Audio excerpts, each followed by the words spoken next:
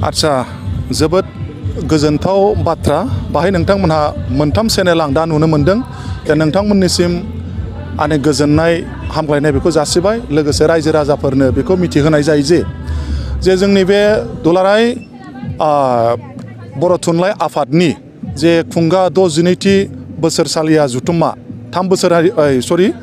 बिसोरनि जे जुथुम्मा बे जुथुम्मायाव जोङो हारिमु बिफान हिसाबै जोंनो जाखिनि मावनायनि थाखाय जोंनो बिबानखौ होदों बेखौ जोङो जथेस्थ'यै जों साखाफारा जाबाय होननानै जोङो बेखौ बुंनानै लानो हायो। दिनै जे हारिमु मोनाबिलि मावफुंनो थाखाय साखाफारा जादों मा बुंनो सानो दिनैनि हारिमु मोनाबिलियाव सोर सोर बाहागो लागोन? आच्छा बे दिनैनिहाय जागायजेननाय हिसाबै जोङो बाहाय गुबुन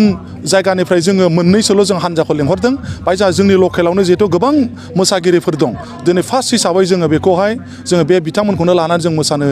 जोङो मोसाहोनो आखायाव लादों बेनो जाबाय जोंनि बर'नि हिसाबै जोङो गोजान हिसाबै जोङो माबाखौ दतमानिफ्राय लेंहरदों लोगोसे रंजालि कालचार सेन्टार बिसमुरिनि पाटगावनि आरो जोंहा दङ रामफलबिल बड'लेण्ड कालचार सेन्टार लोगोसे जों बाहाय मोनसे गुबुन माहारि हिसाबै जिहेथु जोंहा हारिमुवा कालचारा जे इन्टिग्रिटि बे बेलायाव जोंहा फैनांगौ हिसाबै जोङो बाहाय बेंगलिनि मोनसे मोसानाय हान्जाखौ लेंहरदों बिथाङा जाबाय प्रलय दत्त क'क्राझारनिफ्राय आरो लोगोसे बाहाय जोंहा खनग्रा हिसाबै जोङो एसे देंखोगिरि हिसाबै जोङो बाव लिंनो हादों बुदांबुल ब्रह्म सिख्रि महिलारि फंका महिलारि आरो जोंनिनो बाहाय जाखांबोनाय गोबां देंखोगिरिफोर दङ। गाबोननिफ्राय जानो गोनां जाहैबाय जोंहा गाबोनहाय जिहेथु जोंहा नैथि सान जाहैगोन बियो बे नैथि सानाव जोंहा फुंबिलिनि फिरफिला बिरहोनायनिफ्रायनो जोंहा गोबां हाबाफारि दङ हारिमु जोंनि नैबे दालाइसा आफादाबो दा बाहाय जोङो फुंबिलियावनो जोङो गोबां मोसागिरिफोरखौ जोङो बाहाय जोङो लेंहरदों बेनो जाहैबाय राभाफोरनि दङ ओमफ्राय सान्थालि दङ नेपालि दङ आरो जोंनि बर'नि गोबां जोंहा मोसागिरिफोर दङ लोगोसे जोङो मोनाबिलियाव बाहाय जोंनि बर'नि जोंनि मुंदांखा देंखोगिरिफोर जोङो बेखौ लेंहरदों बाहायनो जाबाय गाबोननिया जाहैबाय बिग्राय ब्रह्म आरो आब' सुलेखा बसुमतारी जों बेखौ लेंहरनाय जादों आरो लोगोसे जोंनि बाहाय थाखानाय जोंनि साब कमिटियाव थाखानाय गोबां देंखोगिरिफोर गोदान देंखोगिरिफोर जोङो बिसोरखौबो गेजेर गेजेर जोङो सोखावलांबाय थानाय जागोन। जोबथानाय जे हारिमु मोनाबिलि बिनि सोमोन्दै मा फोरमायगोन? आरो जोबथानाय हारिमु मोनाबिलियाव जोंहा बेयो 26आव जाहैगोन दा बाहाय जोङो फुंबिलिनिफ्रायनो फुंबिलियाव मोनसे हाबाफारि लानाय जादों कालचारेल डेमनस्ट्रेशन दा बाहाय जोङो गुबुन गुबुन हारिनिफ्राय जों लेंहरदों जेरै राभा सान्थालि नेपालि लोगोसे बाहाय बिहु दङ आरो लोगोसे बाहाय राजबंशी दङ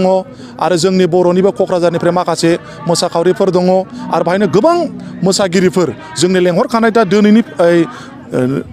दिनै 24 अक्ट'निफ्राय जे केम्प खालामनानै थाफैनाय मोसागिरिफोर बिथांमोनाबो बै 22आवहाय बिथांमोनाबो जथेस्थ' बाहाय बाहागो लाहैगोन आरो मोनाबिलियाव बाहाय जोंनि बर'निनो देंखोगिरिफोर दङ जेरै गौतम ब्रह्म मेनका बसुमतारी रिता बसुमतारी आरो गोबां देंखोगिरिफोर दङ आरो बाहाय जोङो मोनाबिलियाव हारिमु मोनाबिलिखौ बेखेवगोन बाहाय जोंहा बिटिसिनिनो EM मानगोनां उरुप कुमार दे बिथाङानो जोंनि बे हारिमु मोनाबिलिखौ बेखेवनानै होगोन। मिरु 62थि मिरु बर' थुनलाइफोरनि बे पार्कआव ओनसोलाव माबायदि गोजोननाय मोनदों? बेखौथ' जोङो दा बाहाय जों गोजोननायखौनो मोननांगौ होननानै जोङो बुंनांगोन मानोना एसे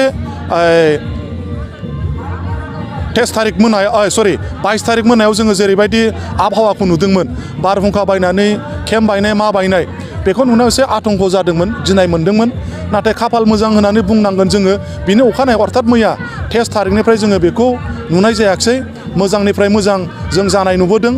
दा बाहाय जोङो बेखिनिखौ जुदि बोथोरा जुदि बिदिनो थायोबा आं सान्दों बे जथुम्माया जोबोद गाजा गोमजायै आरो जोबोद मोजाङैनो बारग'लांगोन होननानै आंहा मिजिंथिनाय दं।